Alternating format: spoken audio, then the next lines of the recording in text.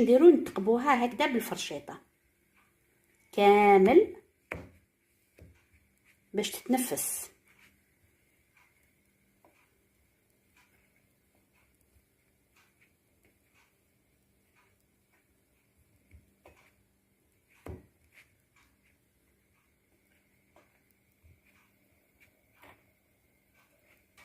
هكذا ونخلوها طيب على غرضها.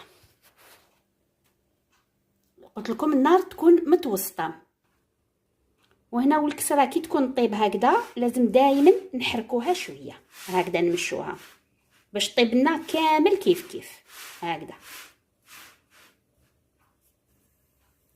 هنا بعد ما طابت الكسره ديالي راني قلبتها، ودوكا نقعد هكذايا نضغط عليها بواسطه منديل هكا، عندي طرشون يكون بروبر، ونقعد نضغط عليها